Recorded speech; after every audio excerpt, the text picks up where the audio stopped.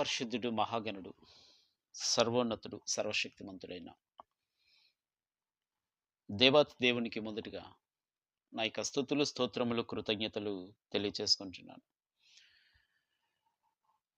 ప్రభువునందు ప్రియమైన నా ప్రియ సహోదరి సహోదరులందరికీ కూడా మన ప్రభువును రక్షకునైన యేసుక్రీస్తు నామములో నా యొక్క వందనములు తెలియచేసుకుంటున్నాను.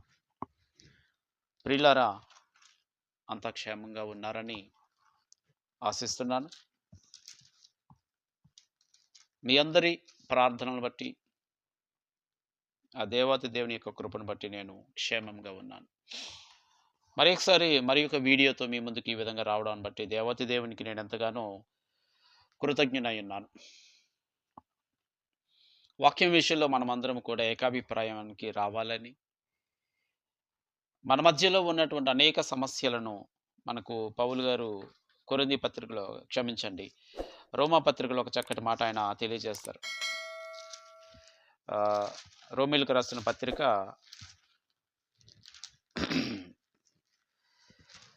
14వ అధ్యాయం మనం 1వ వచనం చదివితే, విశ్వాస విషయమై బలహీనుడైన వానిని చేర్చుకొనడి, ఆయనను సంశయములను తీర్చుకున్నట్టుకు వాదములను పెట్టుకొనవద్దు అనే మాట మనకు పౌలు గారు తెలియజేస్తున్నారు. ఆయనను సంశయములను తీర్చుకున్నట్టుకు అంటే సందేహాలను తీర్చుకోవడానికి వాదాలు పెట్టుకోవద్దు అంటున్నాడు. ఎందుకనంటే ఇక్కడ వాదము అనేది వేరు, వితర్కవాదము అనేది వేరు. అంటే మూర్ఖత్వంగా వాదించడం వేరు, వాస్తవాలు తెలుసుకోవడానికి వాదించడం వేరు. ఈ రెండు కూడా వేరు. సో ఇక్కడ ఏమంటున్నారంటే సంశయములు తీర్చుకున్నటకు వాదములు పెట్టుకోవద్దు. అంటే నేను చెప్పిందే కరెక్టు, లేదు నేను చెప్పిందే కరెక్టు, ఈ విధానం ఉండకుండా ఎవరు చెప్పినా అది లేఖనానుసారంగా ఉంటే ఖచ్చితంగా దాన్ని అంగీకరించాలి. సో ఇప్పుడు నేను మీ అందరితో పాటు కూడా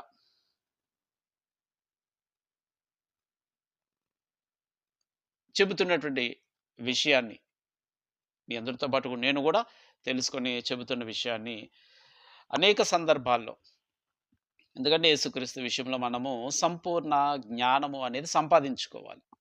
యేసుక్రీస్తు విషయంలో సో ఆ సంపూర్ణ జ్ఞానాన్ని అంటే యేసుక్రీస్తును గురించినటువంటి విషయాలను, ఆయనను ఏ విధంగా విశ్వసించాలి, ఆయనను ఏ విధంగా మనం ఒప్పుకోవాలి, ఆయన ఎవరు, ఈ విషయాల్లో మనమందరం కూడా ఏకాభిప్రాయానికి రావడానికి దేవుడు మనకిచ్చినటువంటి ఆయుష్ను మనం సద్వినియోగం చేసుకోవాలి. ఎందుకంటే మానవుడు బ్రతుకున్నప్పుడే తన తప్పును సరిచేసుకోవాలి.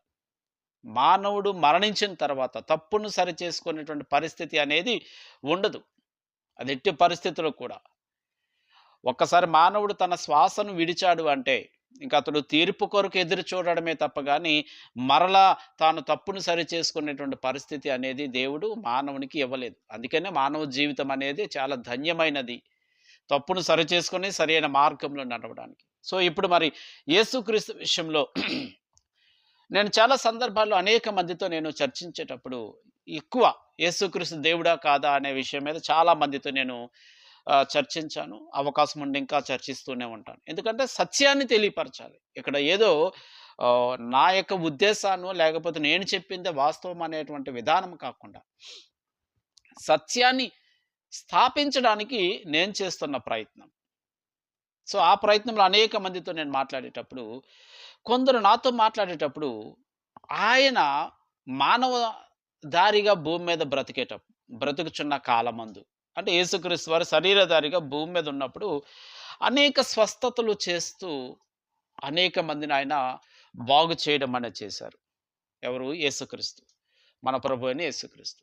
ఆయన ఆ స్వస్థతలు చేసిన తర్వాత వారు దేవుని మహిమపరచడం అనేది చేశారు. దేవుణ్ణి మహిమపరచడం అనేది చేశారు. లూకాసు వార్త 18వ అధ్యాయం మనం చదివితే, లూకాసు వార్త 18వ అధ్యాయం 35 నుంచి 43 వరకు కూడా ఒక సందర్భం మనకు కనబడుతుంది. ఒక గుడ్డివాడిని కూర్చున్నటువంటి సందర్భము. ఆయన యెరికో పట్టణమునకు సమీపించినప్పుడు ఒక గుడ్డివాడు త్రోవ ప్రక్కన కూర్చుండి భిక్షం అడుగుకొనుచుండెను. జనసమూహము దాటిపోచున్నట్టు వాడు చప్పుడు విని ఇది ఏమని అడుగగా వారు నజరేయుడైన యేసు ఈ మార్గమున వెళ్ళుచున్నాడని వానితో చెప్పిరి. అప్పుడు వాడు యేసు దావీదు కుమారుడా, నన్ను కరుణించమని కేకలు వేయగా, ఊరకుండమని ముందర నడుచుచుండిన వారు వారిని గద్దించిరి గాని, వాడు మరి ఎక్కువగా, దావీదు కుమారుడా, నన్ను కరుణించమని కేకలు వేశాడు. అంతటా యేసు నిలిచి వారిని తన యొద్దకు తీసుకు రమ్మనెను. వాడు దగ్గరకు వచ్చినప్పుడు ఆయన, నేను నీకేమి చేయగోరుచున్నావని అడుగగా, వాడు, ప్రభువా, చూపు పొందగోరుచున్నాను. యేసు, చూపు పొందుము, నీ విశ్వాసము నిన్ను స్వస్థపరచనని వానితో చెప్పాను. వెంటనే వాడు చూపు పొంది దేవుని మహిమపరచుచు ఆయనను వెంబడించెను. ఇక్కడ నీవు యేసు, చూపు పొందుము, నీ విశ్వాసము నిన్ను స్వస్థపరచను అన్నప్పుడు వాడు చూపు పొంది దేవుని మహిమపరిచి. సో నేను కొందరు సహోదరులతో మాట్లాడేటప్పుడు, ఇదిగో ఇక్కడ ఈ గుడ్డివాడు చూపు పొంది దేవుని మహిమపరిచాడు అంటే యేసుక్రీస్తు దేవుడు కనుకనే ఆయన దేవుణ్ణి మహిమపరిచాడు అని నాతో వాదించడం అనేది చేశారు. ఈ ఒక్క సందర్భమే కాదు, చాలా ఉన్నాయి. ఇంకా మనం పరిశీలన చేస్తే చాలా సందర్భాలు ఉంటాయి. యేసుక్రీస్తు స్వస్థపరిచిన సందర్భాల్లో వారు దేవుని మహిమపరిచినట్టుగా. సో వీళ్ళు, ఈ సహోదరులు నాతో మాట్లాడేటప్పుడు, ఇదిగో యేసుక్రీస్తు దేవుడు కనుకనే వారు దేవుని మహిమపరిచిరి అని ఇక్కడ చాలా స్పష్టంగా వ్రాసారు. అంటే యేసుక్రీస్తు దేవుడే అన్నట్టుగా నాతో మాట్లాడారు. కానీ ఒకసారి మనం ఆలోచన చేయాలి. ఏదైనా సరే మనం ఆలోచన చేయాలి. యేసుక్రీస్తు తన ఈ భూమి మీద బ్రతికిన 3.5 సంవత్సరాలు కూడా అనేక స్వస్థతలు చేశారు ఆయన. అనేక మందిని బాగు చేశారు. రోగాలను, దెయ్యాలను, అద్భుతాలు చాలా చేశారు. సో ఈ సందర్భాల్లో వారు దేవుని మహిమపరిచినట్టుగా మనకు వాక్యాలున్నాయి. అయితే ఏంటి ఇక్కడ, యేసుక్రీస్తు దేవుడే అనేటువంటి ఆలోచనతో వారు దేవుని మహిమపరిచిరని వ్రాయబడ్డదా, లేకపోతే దేవుడు యేసుక్రీస్తు ద్వారా ఈ స్వస్థతలు, అద్భుతాలు చేయుట ద్వారా వారు దేవుని మహిమపరిచారా ఈ యొక్క అద్భుతాలు చూసి? ఏంటి వాస్తవం అనేది ఒకసారి మనం ఆలోచన చేస్తే మనకు అర్థమయ్యేటువంటి విషయం ఒక్కటే, చాలా స్పష్టంగా మనకు అర్థమవుతుంది. ఏంటంటే ఒకసారి మనం చూస్తే నిర్గమాకాండము 15వ అధ్యాయము 26వ వచనం ఒకసారి మనం చూస్తే, అక్కడ ఇశ్రాయేలీయులకు దేవుడు తెలియచేస్తూ చెప్పిన మాట ఏంటంటే, 15వ అధ్యాయము 26వ వచనం, నీ దేవుడైన యెహోవా వాక్కును శ్రద్ధగా విని ఆయన దృష్టికి న్యాయమైనది చేసి ఆయన ఆజ్ఞలకు విధేయులై ఆయన కట్టడలన్నింటిని అనుసరించి నడిచిన ఎడల నేను ఐగుప్తీయునకు కలుగజేయు రోగములలో ఏదియు మీకు రానియను, నిన్ను స్వస్థపరచు యెహోవాను నేనే అనెను. నిన్ను స్వస్థపరచు యెహోవాను నేనే అంటే మిమ్మల్ని స్వస్థపరిచేవాడిని నేనే అనేటువంటి మాట అక్కడ ఇశ్రాయేలీయులకు దేవుడు తెలియచేశాడు. ఇశ్రాయేలీయులకు దేవుడు తెలియచేశాడు. సో అంటే స్వస్థపరిచేటువంటి విధానం అనేది ఇశ్రాయేల్ విషయంలో మనం చూస్తున్నాం. యేసుక్రీస్తు కూడా స్వస్థపరిచాడు. యేసుక్రీస్తు కూడా స్వస్థపరిచాడు. అయితే మరి యేసుక్రీస్తు స్వస్థపరిచినప్పుడు వారు దేవుని మహిమపరిచరి అన్నప్పుడు ఇక్కడ ఏ దేవుని మహిమపరిచారు? యేసుక్రీస్తునే దేవుడు అనుకొని దేవుని మహిమపరిచారా, లేకపోతే యేసుక్రీస్తు చేసినటువంటి అద్భుతాన్ని, ఈ స్వస్థతను బట్టి యెహోవా దేవుని స్వస్థపరిచారా? ఈ విషయం మనకు అర్థం కావాలి. ఎందుకంటే యేసుక్రీస్తు విషయంలో మనము సంపూర్ణ జ్ఞానం సంపాదించుకోవాలి. అద్వితీయ సత్యదేవుడు అయిన నిన్నును నీవు పంపిన క్రీస్తుని ఎరుగుటయే నిత్య జీవము. అంటే అద్వితీయ సత్యదేవుడైన ఆయనను గురించి, ఆయన పంపిన క్రీస్తుని గురించి ఎరగాలి.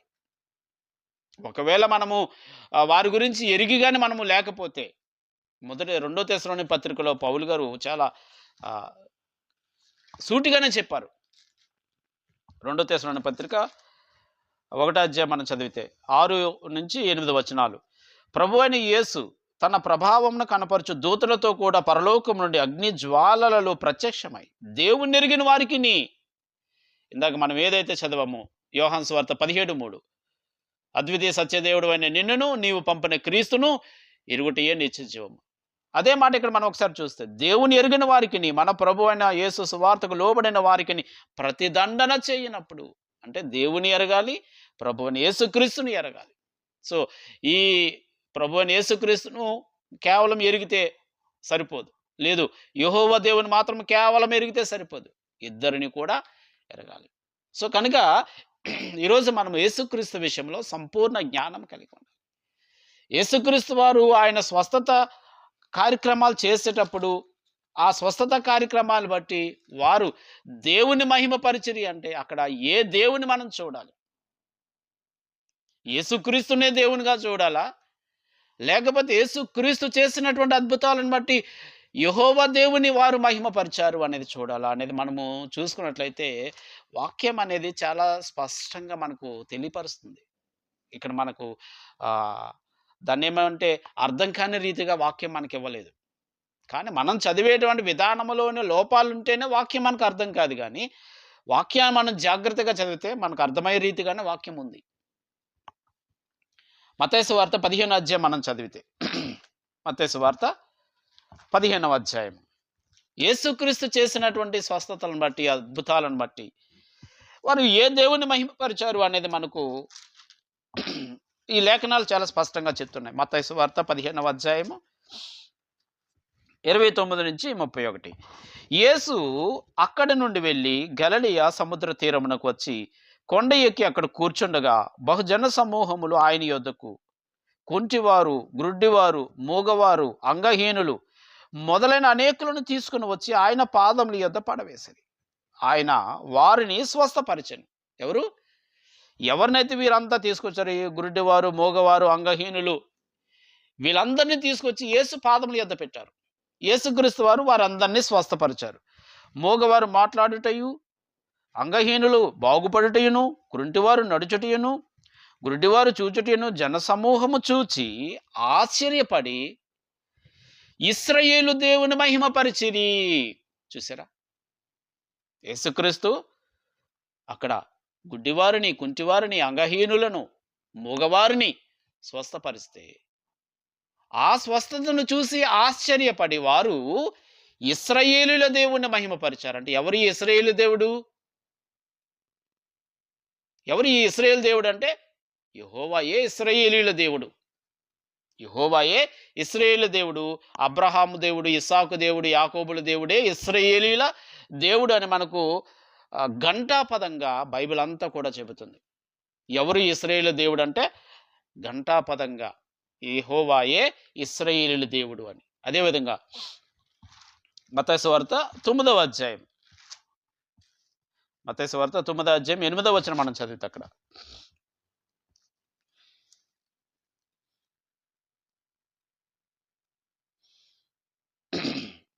అక్కడ ఒక పక్షవాయువు గలవాడిని యేసుక్రీస్తు వారు స్వస్థపరిచినప్పుడు, ఆ పాపాలు క్షమింపబడినప్పుడు 7 వాడు లేచి తన ఇంటికి వెళ్ళెను. జనులు అది చూచి భయపడి మనుషునికిటి అధికారం ఇచ్చిన దేవుని మహిమపరిచిరి. మనుషునికిటి అధికారం ఇచ్చిన దేవుని మహిమపరిచిరి. అంటే ఇక్కడ ఈ పక్షవాయువు గలవారిని స్వస్థపరిచిన విధానాన్ని బట్టి, ఆ స్వస్థపరిచే అధికారం అనేది యేసుక్రీస్తుకు దేవుడిచ్చాడు అనేటువంటి విషయాన్ని ఇక్కడ వీళ్ళు గ్రహించి ఆ యెహోవా దేవుణ్ణి వారు మహిమపరచడం అనేది చేశారు. అంటే ఇక్కడ స్వస్థపరచడానికి అధికారం కావాలి. స్వస్థపరచడానికి అధికారం కావాలి. అధికారం లేకపోతే స్వస్థపరిచే పరిస్థితి ఉండదు. అధికారం అనేది లేకపోతే స్వస్థపరిచే పరిస్థితి ఉండదు. ఎందుకంటే అధికారి ఒక్కడే అని మనకు వాక్యం ఘంటాపదంగా చెబుతుంది. 1 తిమోతి పత్రిక 6వ అధ్యాయం మనం చదివితే అద్వితీయ సర్వాధిపతి అంటే ఒక్కడే అధిపతి. ఆయన నుండి అందరూ కూడా అధికారం తీసుకొని స్వస్థతలు చేయడం గానీ, అద్భుతాలు చేయడం గానీ, మహత్కార్యాలు చేయడం గానీ చేసుకుంటూ వచ్చారే తప్ప గానీ అధికారం అనేది లేకపోతే ఎవ్వరు ఎలాంటి కార్యక్రమం కూడా చేయలేరు. ఈవెన్ యేసుక్రీస్తు కూడా ఆయన స్వస్థత చేయగలిగేటువంటి శక్తి ఉన్నప్పటికీ కూడా ఆయనకు అధికారం కావాలి ఆ శక్తిని ఉపయోగించడానికి. ఆయనకు అధికారం కావాలి. అదే కదా యేసుక్రీస్తు వారు మత్తయి సువార్త 10వ అధ్యాయం మనం చదివితే మనకు అక్కడ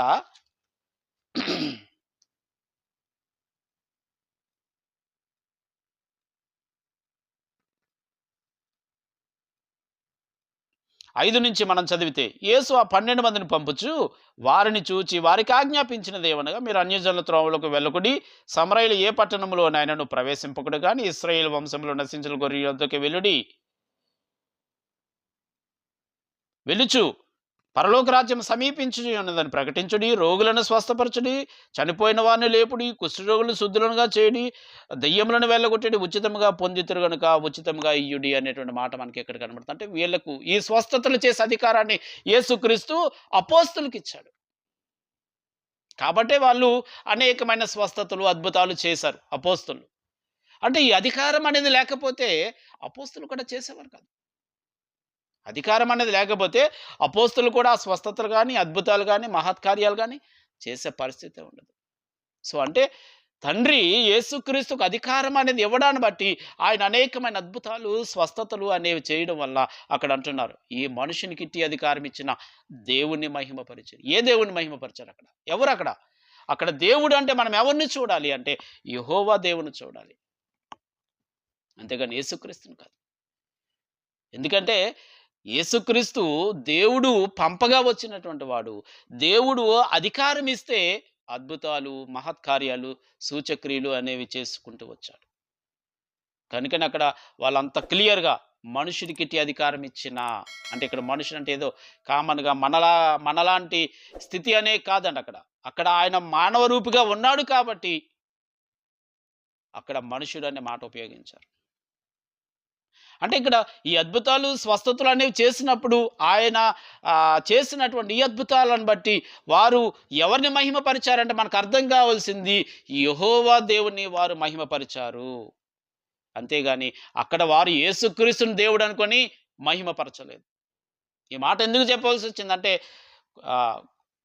నేను అనేక మంది సహోదరులతో మాట్లాడేటప్పుడు ఈ వచనాలు తీసుకొచ్చి, ఇదిగో వీరు దేవుని మహిమపరిచారని ఉంది, ఇదిగో వీరు దేవుని మహిమపరిచారని ఉంది. అంతే తప్ప గాని అక్కడ దేవుని మహిమపరిచారంటే ఎవరిని మహిమపరిచారు అనేది మనము గ్రంథాన్ని పరిశోధన చేయాలి కదా.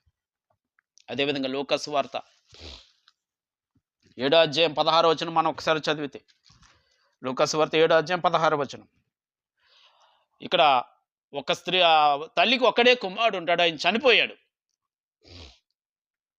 చనిపోయి ఆయన పాడి మీద పెట్టి మోసుకు వెళ్తున్న సందర్భంలో యేసుక్రీస్తు ఆ పాడెని ఆపి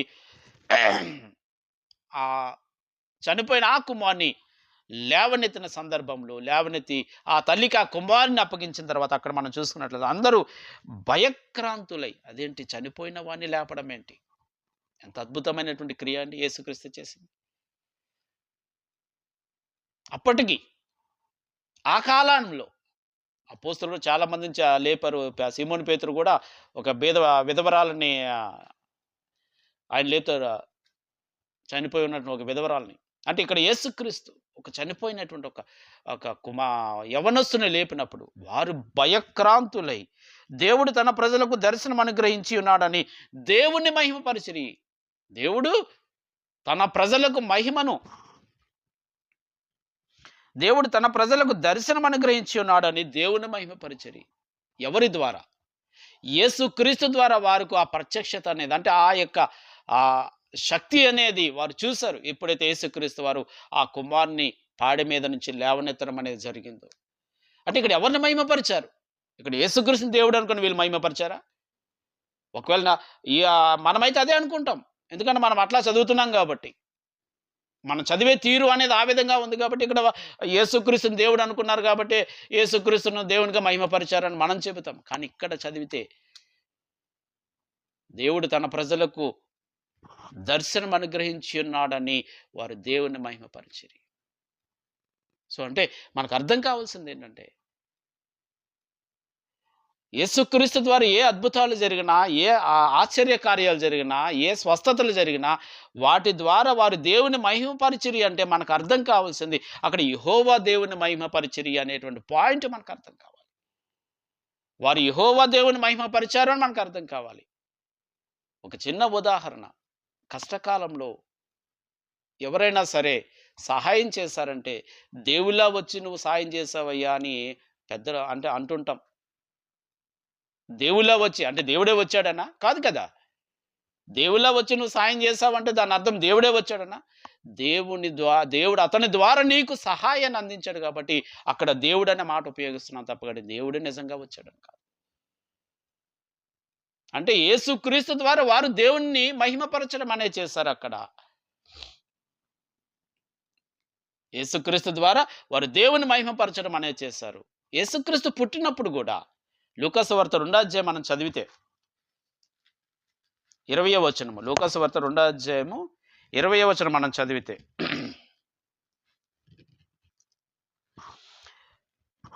గొల్లలు ఆ యొక్క యేసుక్రీస్తు దగ్గరకు వచ్చి వారు ఆ యొక్క అద్భుతాన్ని చూసి 18వ వచనం, గొర్రెల కాపరులు తమతో చెప్పిన సంగతులను గూర్చి విని వారందరూ మిక్కిలి ఆశ్చర్యపడిరి.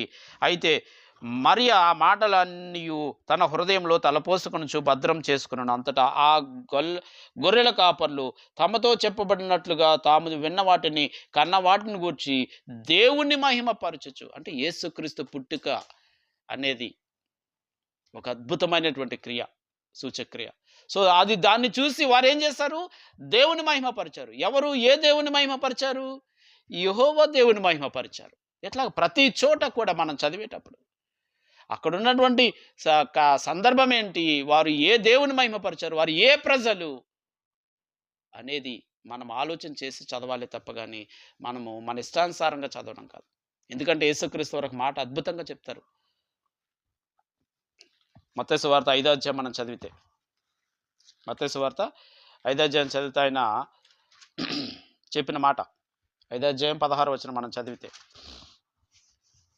మనుషులు మీ సత్క్రియలను చూచి పరలోకమందున మీ తండ్రిని మహిమపరిచినట్లు వారి ఎదుట మీ వెలుగు ప్రకాశింపనీయుడి.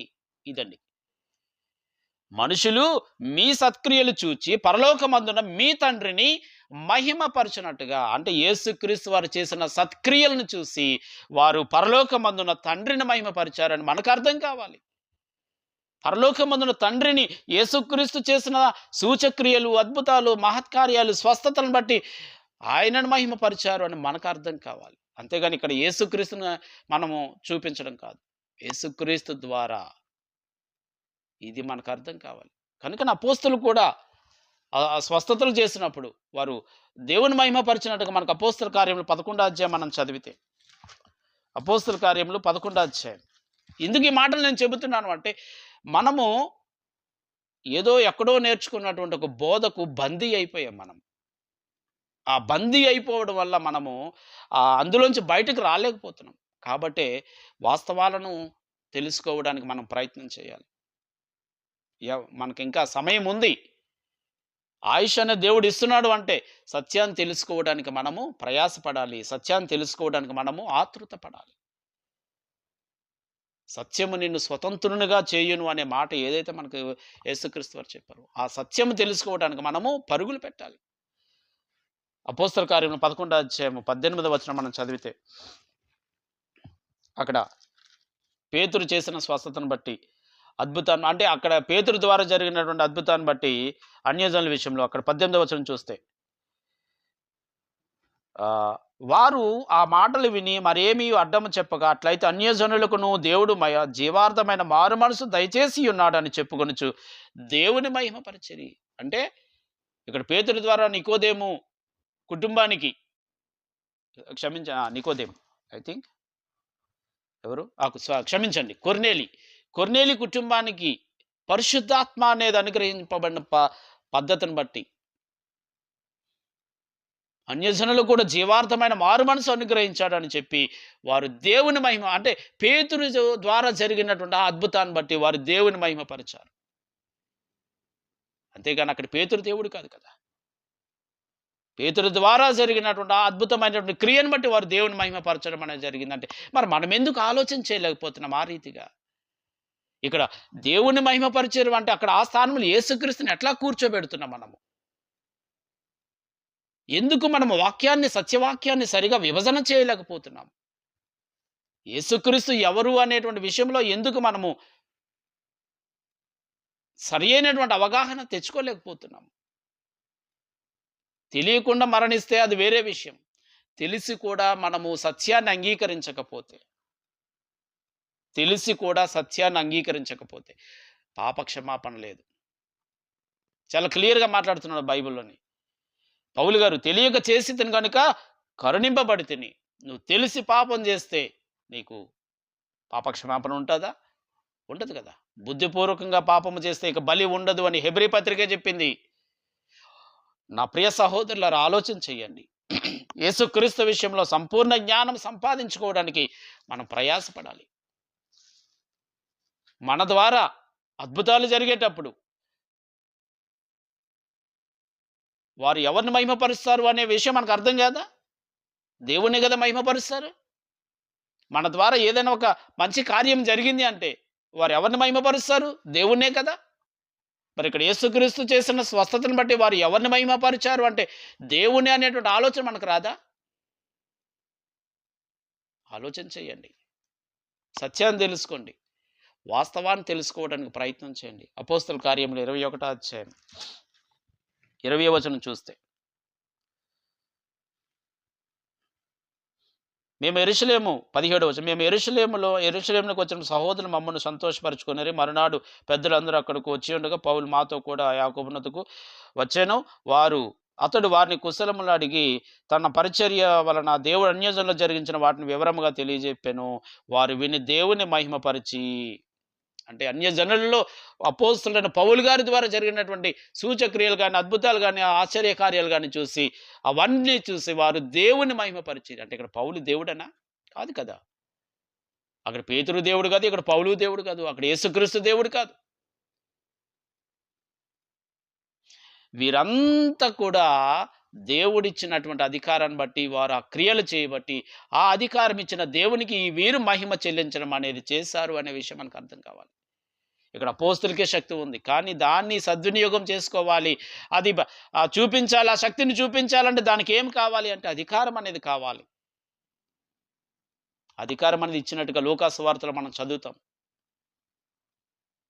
కాబట్టే భూమి మీద నాకు సర్వాధికారం ఇవ్వబడి ఉన్నది అనే మాట ఆయన యోహాను సువార్త 5వ అధ్యాయంలో చెప్తారు. కాబట్టి మనకి మా సందర్భాలు ఎక్కడ కనిపించినా దేవుని మహిమపరిచిరి అనే సందర్భాలు మనకి ఎక్కడ కనిపించినా అక్కడ మనం చూడవలసింది తండ్రి అయిన దేవుణ్ణి తప్పగాని యేసుక్రీస్తుని కాదు. ఎందుకంటే తండ్రి అయిన దేవుడు యేసుక్రీస్తు ద్వారా ఆ యొక్క అద్భుతాలు అనేవి, ఆ స్వస్థతలు అనేవి చేశాడు అనేటువంటి విషయము వారు గ్రహించారు. అందుకే ఈ మనుషునికి ఇట్టి మనుషునికి ఇలాంటి అధికారం ఇచ్చిన దేవుని మహిమపరిచిరి అనే మాట చాలా క్లియర్‌గా మాట్లాడతారు కదా! వారు ఆశ్చర్యపోతూ దేవుని మహిమపరిచిన సందర్భాలు. కాబట్టి ప్రియులారా, మనకు తెలిసిన సత్యాన్ని నిర్మోహమాటంగా చెప్పాలి.